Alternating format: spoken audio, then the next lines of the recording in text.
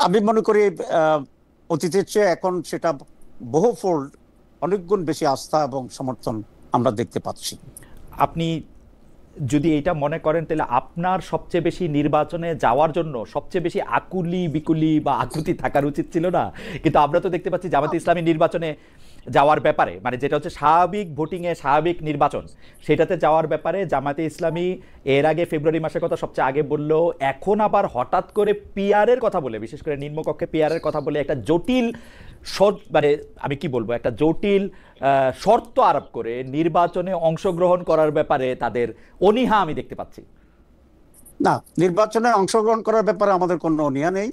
আমরাই সবার আগে নির্বাচনে যাওয়ার জন্য প্রস্তুতি গ্রহণ করেছি এবং 300 আসনে আমরাই সর্বপ্রথম প্রাথমিকভাবে আমাদের ক্যান্ডিডেট সিলেক্ট করেছি এবং আমরা সেই প্রচারণা চালাচ্ছি।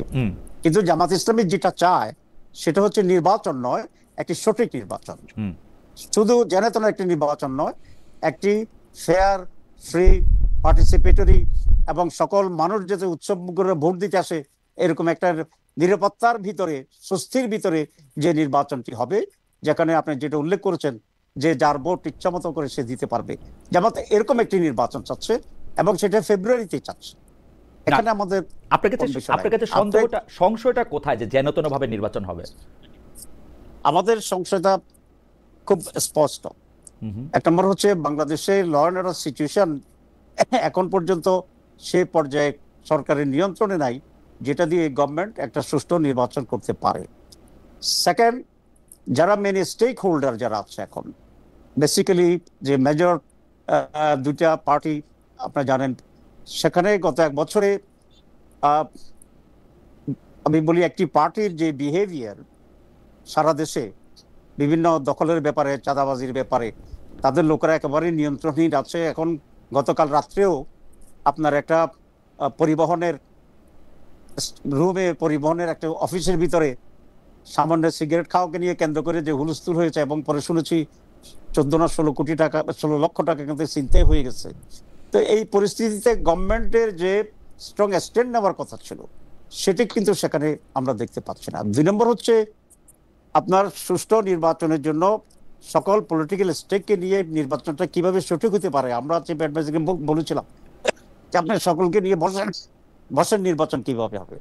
কারণ যারা বাজার দখল করতে পারে নির্দ্বিধায় এবং সেখানে সরকার কোনো স্টেপ নিচ্ছে না, তারা ভোট কেন্দ্র দখল করবে, এটা অনুমান করা বা ধারণা করার ভিতরে খুব বেশি অপরাধ আছে বলে আমি মনে করি। কিন্তু তাহির ভাই, এখানে আমার একটা পয়েন্ট আছে যে আমরা কিন্তু, আচ্ছা আপনি পয়েন্ট শেষ করে নেন, তারপর আমি আমার কথা বলি। আরেকটা হচ্ছে আপনি দেখবেন যে কতগুলো ব্যক্তির যে সমস্ত উক্তি আমরা দেখতে পাচ্ছি যে জামাত ইসলামী পার্লামেন্টে ভোট দিয়ে বাড়ি পর্যন্ত অক্ষত আসতে পারবে না। কেউ বলতেছেন যে কুমিল্লা বোর্ডের চেয়ারম্যানকে ফোন করে বলতেছে তোর কলিজা বের করে ফেলবো, একজন সাবেক এমপি। তো এ ধরনের আচরণ তো ওই দলটি, আমি এটা মনে করি না যে তাদের নেতৃত্ব এটা চায়, কিন্তু তারা তো তাদের লোকদেরকে কন্ট্রোল করতে পারছে না, এটা তো আমাদের কাছে খুব স্পষ্ট। তো সেই কারণেই আমরা সন্দেহ করছি গভর্নমেন্টও সেখানে কোনো স্টেপ নিতে পারে নাই। ধরেন যেতে মুক্তির কথা বলেছি, government did not take any step like that. তো এই সব মিলেই আমাদের কাছে এই আশঙ্কা তৈরি হচ্ছে।